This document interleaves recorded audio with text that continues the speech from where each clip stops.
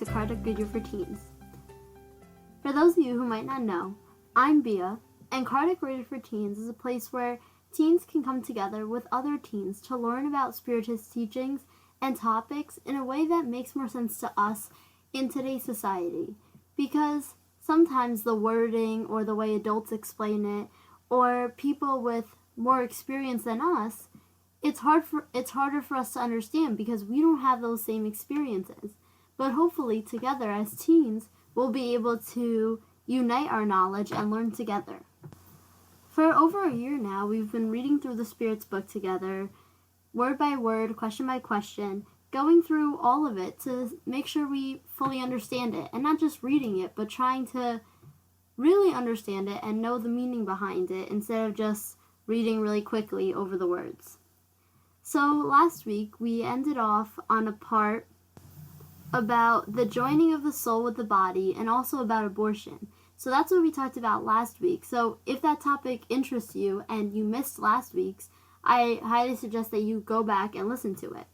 But this week we're still in the same chapter, which we're talking about the return to corporeal life. So we talked a lot about disincarnating and going back to the spirit world, but now we're talking about reincarnating, about coming back.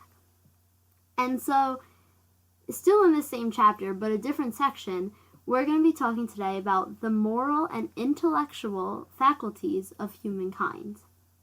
So let's get right to it. Question 361. Where do a person's good or evil moral qualities come from? So, a person, like a human with the material body that we know, where does their moral qualities come from? And the spirits answered, they reflect the qualities of the incarnate spirit.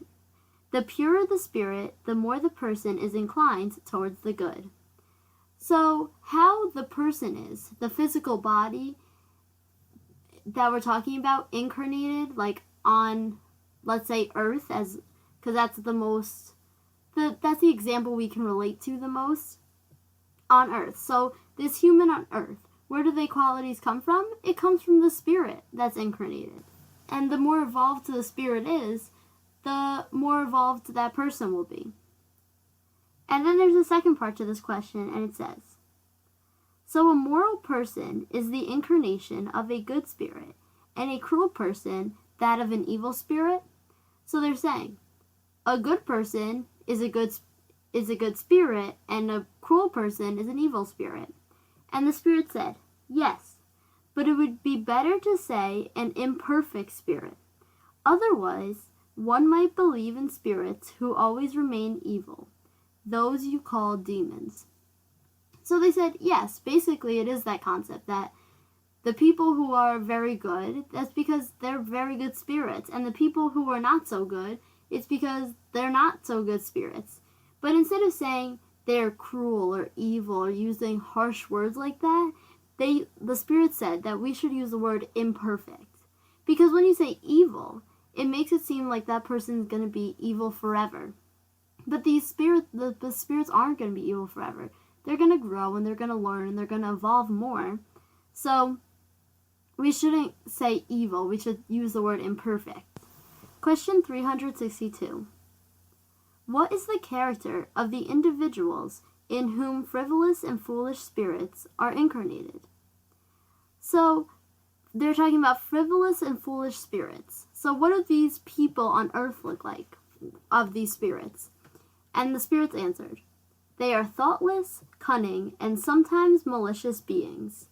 So the spirits who are foolish and frivolous, like they like to pull little jokes on people. They're not trying to be super mean, but they like to pull jokes on people and kind of be a little mean.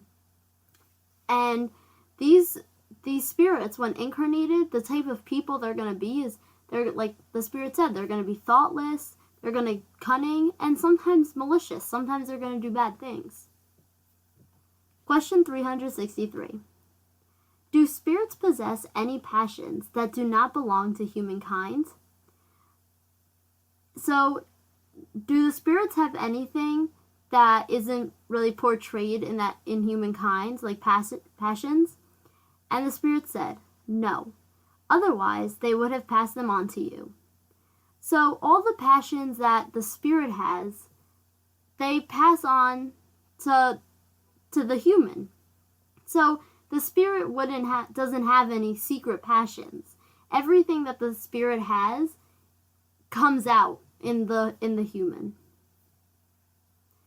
Question 364.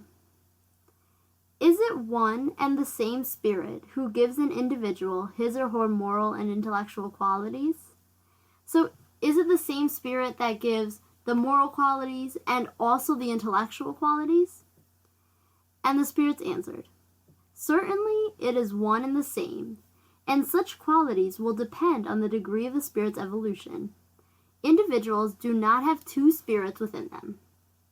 So yes, they're saying certainly, of course, it's the same Spirit. So the same Spirit where you get your moral qualities from is the same Spirit that you get your intellectual qualities from. And again, like they've said so many times throughout this book, is that it depends on the evolution of the Spirit. If the Spirit is more evolved, they're going to have better moral qualities and they're going to have more intellectual qualities. And if they're less evolved, they're going to have less moral and intellectual qualities. So it really depends on the evolution of each spirit. But it is one spirit only. There's not two spirits for one human. Question 365. Why are the most intelligent individuals who display a highly evolved spirit incarnated in them sometimes and at the same time extremely cruel? So now they're talking about sometimes there's people that are really smart and you think, wow, these people are so evolved, they're so smart, they're on another level, but they do bad things. So why does that happen? And the Spirit says, it is because the incarnate spirit is not sufficiently purified. So just because they're intelligent doesn't mean that they're purified. It doesn't mean that their moral qualities are up. Maybe they've worked really hard on their intellectual qualities, but their moral qualities are still lacking. And then the Spirits continued. Also, because the person yields to the influence of other spirits who are even worse. A spirit progresses in an imperceptible ascending forward progression, but this progress is not accomplished simultaneously in all senses. During one period, a spirit may advance in knowledge, during another in morality. So they're saying that we're looking at a spirit evolving, kind of like going up a staircase. So you're just going up and up and up, and you kind of see it all even. But it doesn't happen like that. You don't progress. You're at one step. Okay, now you moved on to the next step. Maybe for a few lives you work on your intellectual qualities. Then in the next few you work on moral qualities and back and forth and other qualities. So maybe that person worked in their intellectual qualities and they're more evolved in that perspective, but their moral qualities they're still trying to raise and they're not quite there yet. Question 366. What about the opinion according to which the various moral and intellectual qualities of humans are the products of many different spirits incarnated in them, such possessing a special aptitude? So basically they're asking here, what do you think? They're asking the spirits, what do you think about people who think that it's many spirits incarnated in them that are giving the human special qualities? And the Spirit said, if you reflect on it, you will realize how absurd that is. So they're saying that's a crazy idea that it's more than one spirit. A spirit must possess all aptitudes, and in order to progress, it needs a unified will. If a person were a collection of spirits, this unified will would not exist. So they're saying here is that the spirit, this will, it has to all connect together. It has to all be one thing. Think about even you and your best friend. Still, there's some things that are different, that don't fit perfectly together. So you can't just put a whole bunch of different spirits together and expect it to just form one big group. And then they continue. He or she would possess no individuality, because at death, all those spirits would be like a flock of birds escaping from a cage. People often complain that they do not understand certain things, but it is interesting to notice how they multiply their problems when they have very simple and natural explanations right there in their own hands. So here they're saying that sometimes people are trying to come up with things, even though there's a easy answer. Like right here, we're saying how, okay, each human has one spirit. But some people, they're trying to look for a bigger answer, and they go inventing harder concepts to believe in. And then the spirits continued. This notion is another example of taking the effect for the cause. It attributes to the human being what the pagans attributed to God. They believe in as many gods as there were phenomena in the universe. However, even among them sensible persons saw nothing more in those phenomena than the effect having as their cause a sole God. So here they're just saying how sometimes people are confused and they're looking for such a hard answer when there's a straightforward answer. Like these people, they were looking for many different types of God, but then where were those gods from? So then it kind of all goes back to one God anyway. So really they're trying to deviate and look for some incredible answer and complicated, but it might just be straightforward in front of them, like one human, one spirit, and that's it. Then Allan Kardec put his own comment in, and he says, the physical and moral realms both offer us numerous points of comparison in this respect. Humankind believed in the multiplicity of matter, as long as examining it was confined to the appearance of phenomena. Nowadays, we understand that such varied phenomena might very well be no more than modifications of a single elementary matter. The various qualities and faculties are manifestations of the same cause, which is the soul or incarnate spirit, and not several souls. Like the different sounds of an organ are the result of the same kind of air, and not as many types of air as there are sounds. So they're saying how it all comes back to one thing. The theory in question would mean that when a person loses or acquires certain aptitudes or tendencies, it indicates that certain spirits had left the person, or that others had arrived, which would make him or her into a multiple being, without individuality, and consequently without responsibility. This theory, moreover, is contradicted by the numerous examples of manifestations in which spirits prove their personality and their identity. So what they're saying here is that if a spirit, say for the one human being, you had multiple spirits, so you wouldn't have individuality, because think of who you are now and all your character traits. That's reflecting from your spirit. So what if your spirit changed every 2 years, every year? So you have this personality right now, and then in a year you change to another personality. And also, that spirit wouldn't be very responsible, because what's the point? If they're only going to be in this body for a year, they don't have to worry about the consequences of the future. They're just going to go like, okay, I'm just going to do my year, do whatever I want, and then pass it on to the next person. So there wouldn't be this individuality and responsibility that we need. So that's one big point that they're saying, that how could that be possible? How would that work to have multiple spirits? So they're saying it is just one spirit, so that spirit has its own responsibilities and its own individuality. Now we're on to the next part, which is titled, The Influence of the Organism. Question 367. Upon joining the body, does the spirit identify itself with matter? And the spirits answered, matter is no more than the spirit's envelope, as clothing is the body's envelope. Upon joining the body, a spirit preserves the attributes of its spirit nature.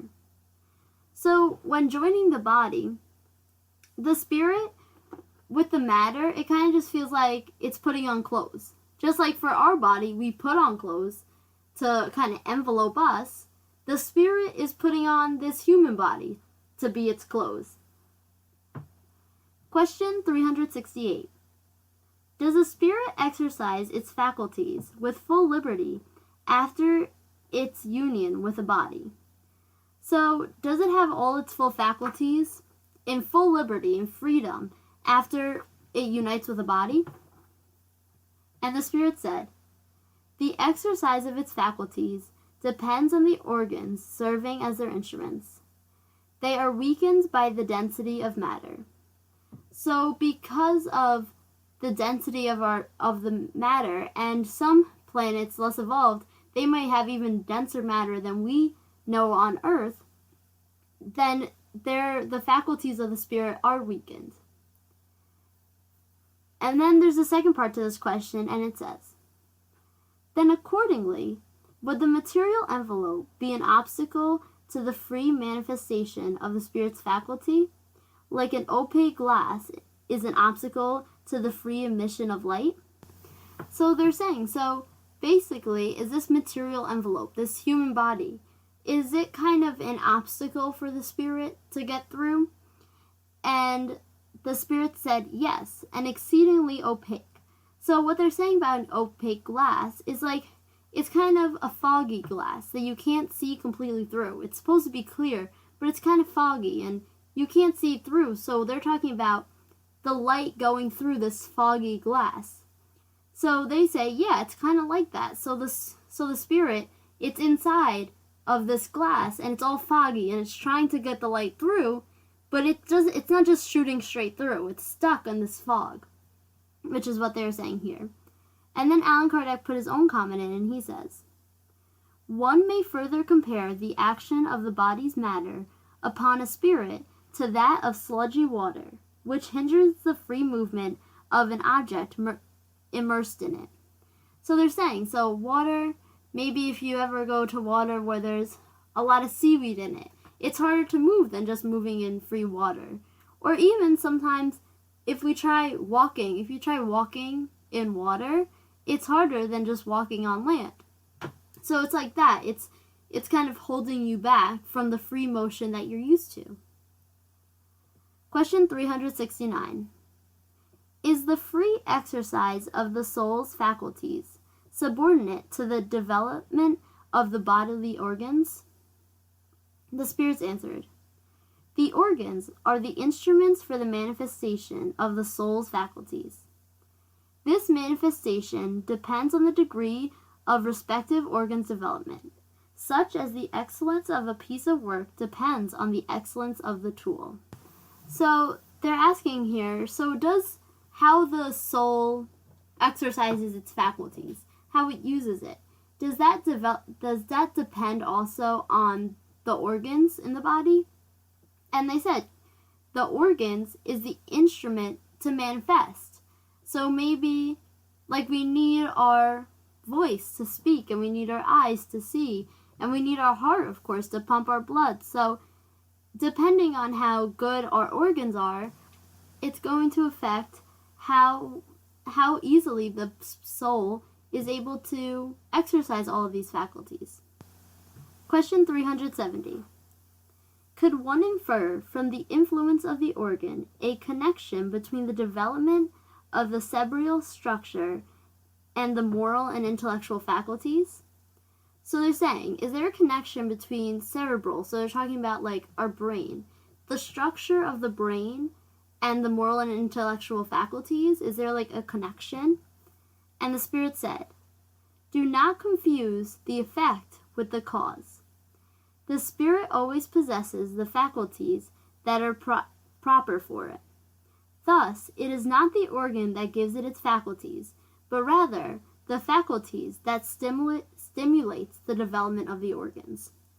So it's not because, oh, you have a good brain structure, so you're going to be smart. It's the spirit who's coming into this body, and the spirit has these qualities. The spirit has the intelligence, has the moral qualities, so they're going to say, okay, where your brain is going to be structured like this so that it fits for the intellectual, that the intelligence that the spirit already is bringing. So we shouldn't confuse that order. And then there was a second part to this question, and it says, according to this view, does the diversity of aptitudes among individuals stem solely from the conditions of their spirit? And the spirits answered, solely is not the exact term. The qualities of the spirit, who may be more advanced or less so, are the basis for this diversity. However, we must take into account the influence of matter, because it hinders to a greater or lesser degree the exercising of these faculties. So the question was saying, so basically, what the human can do basically depends on the spirit and how how evolved the spirit is. And they said, well, not only. We can't use the word solely, those words like meaning only. But the qualities of the spirit, that is what's coming out in the human. So, more or less so, it is. It's however the spirit is, however the soul is, that's how the human is going to reflect. It's going to reflect that. And then Allan Kardec put his own comment in, and he says, when the spirit incarnates, it brings certain predispositions with it. And if we accept the idea that there is a corresponding area in the brain for each one of them, then the development of these areas will be seen as an effect and not a cause. If the faculties had their origins in the organs themselves, humans would be machines without free will and without any responsibility for their actions. We would have to accept the fact that the greatest geniuses, scientists, poets, artists, owe their talents to chance, which has given them a special brain structure. So what they're saying here is that we can't believe that, oh, you're just smart because you were born with a good brain. You were born with a good brain structure, or you weren't born with a good brain structure, and that's going to define the rest of your life.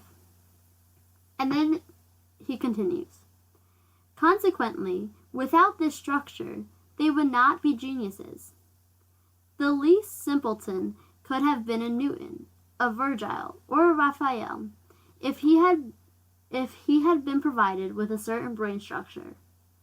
This assumption becomes even more absurd when applied to moral qualities.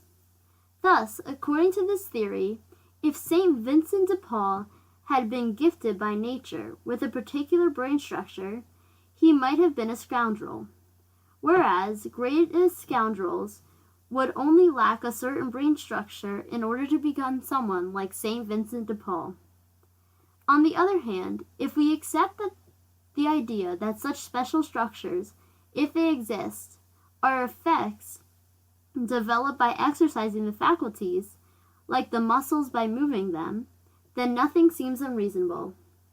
Let us make this trivial comparison, albeit a truthful one. By certain facial traits, you recognize that a person is addicted to alcohol.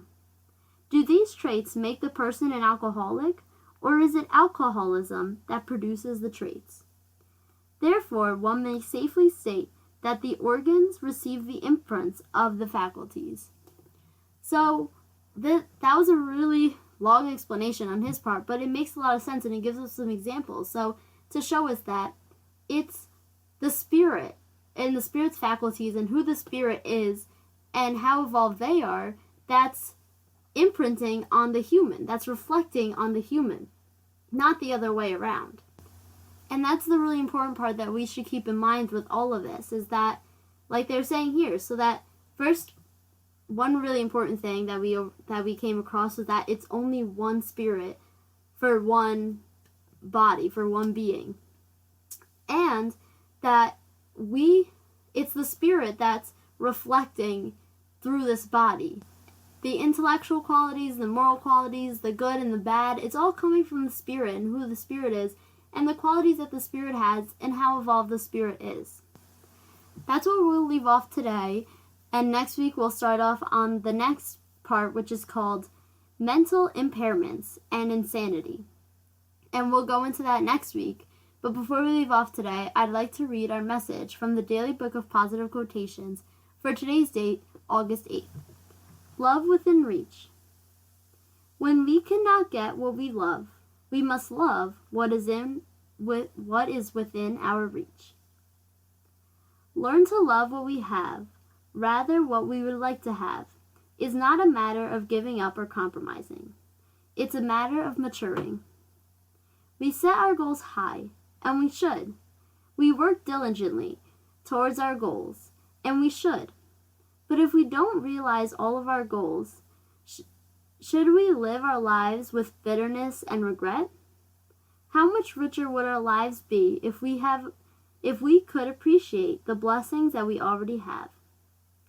I will love my life for what it is, rather than regretting it for what it is not. I'm Bia, and this is Cardiac Radio for Teens. Thank you all for listening. This has been Cardiac Radio for Teens. Thank you all for listening.